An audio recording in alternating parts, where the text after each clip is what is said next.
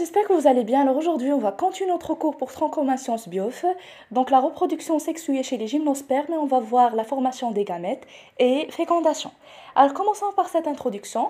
Donc après la pollinisation, le gamète mâle rencontre le gamète femelle au niveau de l'écaille ovulifère. Fécondation qui aboutit à la formation de la graine. Alors les questions qui se posent, quelles sont les étapes de formation des gamètes? Comment se déroule la fécondation chez les gymnospermes? Et dernièrement, comment se fait la formation et la germination de la graine? C'est bon? Donc bien sûr, c'est quoi la pollinisation? On a déjà parlé de la pollinisation la partie angiosperme et on a dit que la pollinisation, c'est le transport du gamète mâle, ou là plutôt du grain de pollen, c'est bon, il y a le grain de pollen qui est le gamétophyte mâle, bien sûr au sein duquel il le gamète mâle.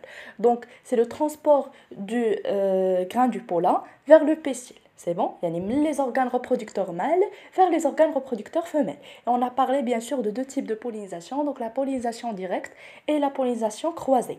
Oui, là, sauf la dernière vidéo, je vous ai dit que chez les gymnospermes, qu'est-ce qu'on a dedans? Juste la pollinisation croisée, c'est bon? Donc, il y a qu'est-ce qu'on a dedans? Intervention de plantes, c'est bon? Donc, bien sûr, de la partie, on va voir les étapes de formation des gamètes. Yani, comment se fait la gamétogenèse, yani la formation du sac embryonnaire et aussi la formation du grain de pollen. Et on va voir comment se déroule la fécondation chez les gymnospermes et en parallèle la formation de la graine et la germination de la graine, bien sûr, qui va donner la plante par la suite. C'est bon? Alors commençons. Donc la gamétogenèse chez les gymnospermes. Donc on va voir comment se forment plutôt les gamètes mâles et femelles. Alors, quand vous voyez là, donc un schéma représentant les étapes de formation du grain de pollen chez le pain. C'est bon? Donc bien sûr le pain, l'espèce les bien sûr qui caractérise les gymnospermes. Donc elle a une cellule mère, c'est bon, diploïde, 2 N. Donc elle va faire la méiose. Qu'est-ce qu'on a dit dans la vidéo? Les dates qu'on fait la méiose et la mitose. Donc bien sûr la méiose va aboutir aux formations de 4 cellules. C'est bon? Donc la cellule mère dit la méiose, bien sûr après deux types de division, division réductionnelle et équationnelle, on a 4 cellules appelées microspores. Donc les cellules ont des mitoses, la succession de division, ce qui va donner le grain de pollen, bien sûr, qui est caractérisé par sa structure particulière. Donc quand vous voyez la photo, elle a une coupe transversale du grain de pollen. Donc quand vous voyez, donc bien sûr le grain de pollen, ce qui caractérise le grain de pollen chez les gymnospermes, c'est la présence des ballonnets aérifères et bien sûr les ballonnets aérifères et assurent la pollinisation anémophile, c'est-à-dire par le vent. Donc bien sûr, il y a deux types de parois, on peut dire, ou de membranes. Donc il y a bien sûr l'exine et l'intine. Donc l'exine qui se trouve à l'extérieur et l'intine à l'intérieur. Donc il y a bien sûr la membrane plasmique et deux types de cellules, la cellule végétative et la cellule reproductrice ou la génératrice. Donc la cellule végétative, qu'elle fait bien sûr le cytoplasme et le noyau végétatif, et la cellule gamétogène, donc bien sûr qu'elle fait le gamète diana et bien sûr qui va assurer la fécondation par la suite. Donc comme vous voyez là, donc au cas où le prof dit un schéma simplifié du grain de pollen. Donc voilà le schéma donc voilà le schéma du grain de pollen. Donc les ballonnets aérifères, les xynes et l'intine et à l'intérieur les cellules reproductrices et plutôt la cellule reproductrice et la cellule végétative. C'est bon? Donc voilà décrire les étapes de formation du grain de pollen chez les gymnospermes. Alors à l'intérieur des sacs polliniques, chaque cellule mère 2N entre en méiose afin de donner 4 microspores. Chacun de ces derniers va subir une mitose afin de former un grain de pollen au gamétophyte mâle qui est formé par 2 cellules, donc une reproductrice et une végétative. Donc le tout est entouré par une paroi. Ces grains de pollen sont anémophiles, c'est-à-dire qu'ils sont véhiculés par le vent et pour cette raison qu'ils sont munis de 2 sacs aérifères au ballonnet aérifère. C'est bon? Donc bien sûr qu'il y a une cellule mère diploïde, bien sûr la méiose, bien sûr deux types de division, donc réductionnelle et équationnelle, afin de donner 4 microspores. Chaque microspore va subir une mitose afin de donner bien sûr le grain de pollen des gymnospermes qui est caractérisé par les ballonnets aérifères. Ou les ballonnets aérifères bien sûr qui ont la particularité bien sûr de se transporter, c'est bon, mène bien sûr les organes reproducteurs mâles du gymnosperme vers les organes reproducteurs femelles chez ces derniers, bien sûr, afin de réaliser la fécondation. C'est bon? Alors maintenant, on va voir la gamétogenèse, bien sûr, les gymnospermes, et ainsi on va voir la formation du gamète femelle, l'archégone. C'est bon?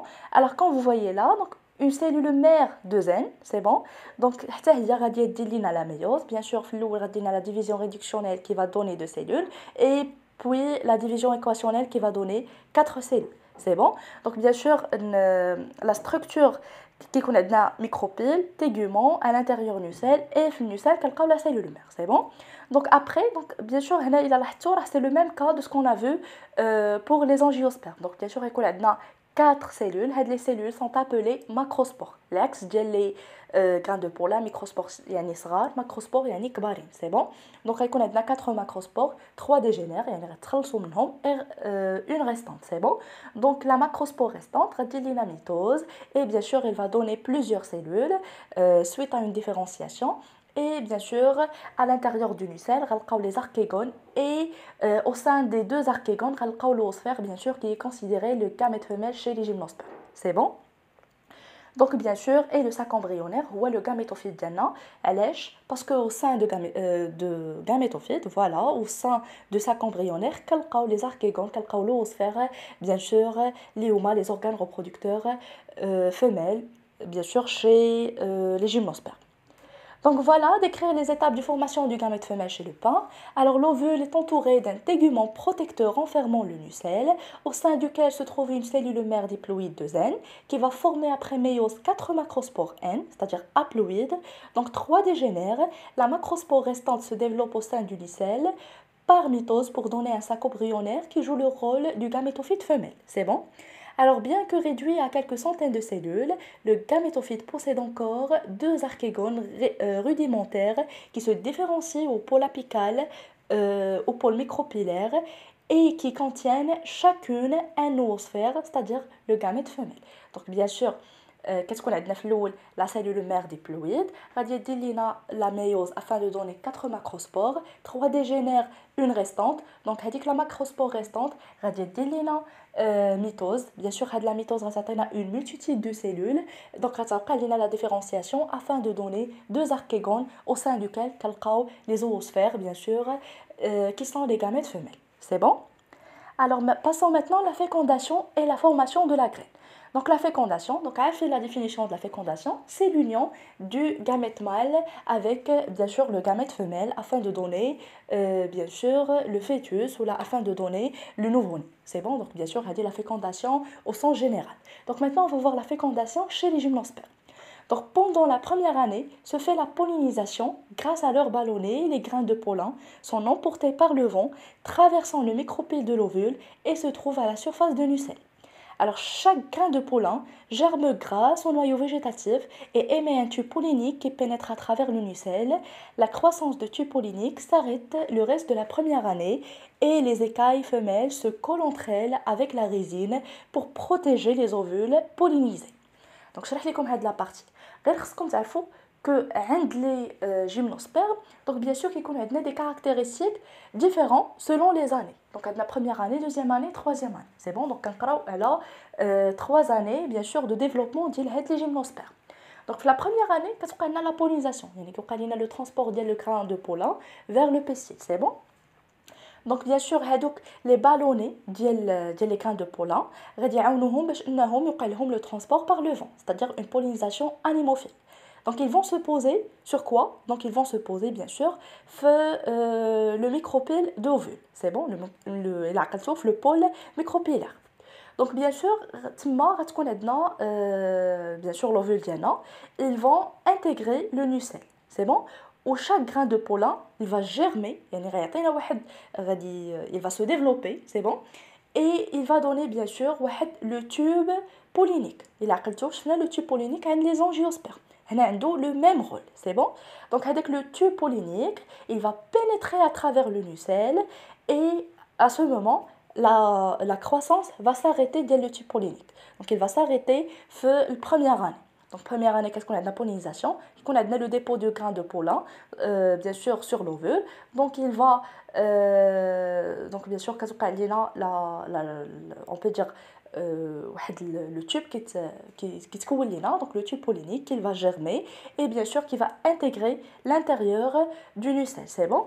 Et la croissance diallo, il va s'arrêter la première année. Et ainsi, les écailles femelles se collent entre elles avec la résine. Donc la résine, il y a la substance collante qu'elle عند les végétaux. C'est bon, donc la résine, il va assurer bien sûr l'aspect quand vous voyez là. Donc les écailles يلصقوا على بعضياتهم, يلصقوا l'une par rapport à l'autre. C'est bon, bien sûr, elle chiffre la fin de première année. Alors maintenant, on va voir la deuxième année. Alors pendant la deuxième année, le noyau végétatif reprend la croissance de tubes polliniques qui traversent le nucelle et atteint l'archégone qui porte l'oosphère. Donc bien sûr, je vais la croissance de tubes polliniques, c'est la première année. Alors, la deuxième année, la croissance du tube pollinique, ainsi il va traverser le nucelle et radier l'oosphère. C'est bon, il y a les archégones. Donc le noyau reproducteur subit la mitose et produit 2 entérozoïdes. Donc il a bien sûr 2 types de cellules, végétatives et reproductrices. Donc bien sûr, il y a mitose et 2 entérozoïdes. Et le noyau végétatif est l'un des entérozoïdes dégénère et le deuxième entérozoïde féconde l'oosphère. Donc un va dégénérer, donc la cellule, et bien sûr un entérozoïde restant qui va féconder l'oosphère. C'est bon. Alors le zygote diploïde qui résulte de la fécondation se développe en embryon de zen. Donc bien sûr, le zygote, bien sûr, qui est le résultat de fécondation de l'oosphère avec l'entérozoïde. Donc le zygote est diploïde, c'est-à-dire l'information génétique dialo diploïde de zen. Et bien sûr, un embryon, bien sûr, de zen. C'est bon? Donc quand vous voyez là, donc deuxième année, voilà le tégument, voilà le nucelle, qui connaît l'oosphère, bien sûr, le tube pollinique, la formation des 2 entérozoïdes indégénères et l'autre va féconder l'oosphère. C'est bon? Alors maintenant, on va voir la formation de la graine. Donc c'est l'essentiel maintenant, les étapes kamlin. C'est quoi la graine et comment elle se forme chez les gymnospermes. Donc bien sûr, après la formation d'embryon, donc bien sûr l'embryon, qui vient suite aux fécondations de l'oosphère avec l'entérozoïde. Donc le gamétophyte femelle accumule des réserves et se transforme en albumin. C'est bon? Donc l'albumin, c'est une sorte de réserve. C'est bon chez les gymnospermes. Donc bien sûr l'albumin entourant l'embryon, l'ovule se déshydrate, il va perdre l'eau, c'est bon, il la structure molle, donc il va devenir un peu sec, c'est bon. Donc bien sûr l'embryon entre en vie ralentie, يدخل لينا في واحد لا في ralentie. Donc باش تعرفوا البذور راه ما كتكونش عندها واحد المده محدده, كيدخلوا في واحد لا في ralentie و كترجع ليهم لا في اكتيف bien sûr من بعد ما كنزرعوهم. C'est bon. Donc bien sûr le tégument se solidifie et acquiert une aile. Donc dans chaque écaille femelle se forment 2 graines ailées. Donc nœud non enfermé dans un fruit, d'où le nom de gymnosperme. C'est bon. Donc تكشي اللي قلنا que l'ovule ما كيكونش عندنا entouré, ما كيكونش عندنا bien sûr enfermé dans un fruit. داكشي علاش كنسميوهم جيمنوسبيرم وبالعربيه غتفهموهم اكثر, هما عاليه البذور, يعني البذور ديالهم ما كيكونوش bien sûr enveloppés et sans nœud. Donc les graines restent dans les écailles le reste de la deuxième année. Pendant la troisième année, le cône mûrit, les écailles s'écartent, les graines ailées se libèrent et se disséminent par le vent. Donc quand vous voyez là, donc on a bien sûr le pain, un gymnosperme bien sûr durant la troisième année. Donc bien sûr, ils vont s'écarter les écailles les unes des autres et bien sûr ils vont libérer les graines. Donc voilà les graines germent. C'est bon? Alors maintenant on va voir le passage de la vie ralentie à la vie active, donc germination de la graine. Donc quand vous voyez là, qu'est-ce qu'on a dans la graine bien sûr qui est déshydratée, donc avec l'aspect solide. Donc bien sûr كتشوفوا هنايا il est de 1 cm, donc يعني الحجم ديالها صغير. Et parfois كنلقاو bien sûr les graines bien sûr sont considérées ailées et parfois كنلقاو bien sûr 2 ailes ou là un seul aile. C'est bon.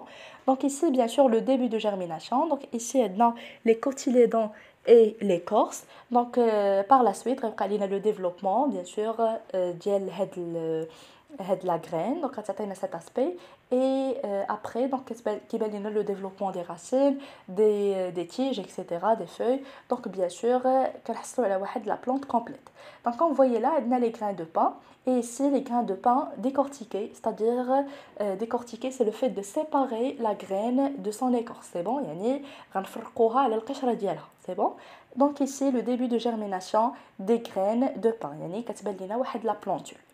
Alors ici, décrire les étapes de la germination des gymnospermes. Donc les étapes de la germination de la graine du pain. Donc les graines atteignent leur maturité après 2 saisons de croissance. La plupart sont pourvues d'une ou de 2 ailes.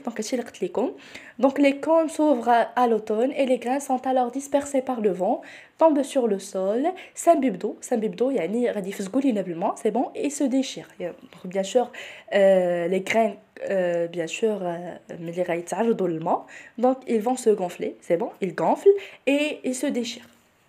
Alors pendant la germination, la racine primaire pénètre dans le sol et se ramifie. La jeune pousse porte les cotylédons qui forment bientôt les feuilles juvéniles et des branches latérales et commence ainsi la croissance de la jeune plantule. C'est bon, donc يعني la jeune plantule, هذيك la plante صغيرة غتوقع ليها la croissance par la suite. C'est bon. Donc ainsi on est arrivé à la fin de cette vidéo. J'espère que vous avez compris. Et si vous voyez ma chaîne pour la première fois, n'hésitez pas à vous abonner, de me laisser vos commentaires et surtout de partager la vidéo au maximum avec vos amis afin que tout le monde bénéficie de cette explication. Bonne chance à tout le monde et à très bientôt.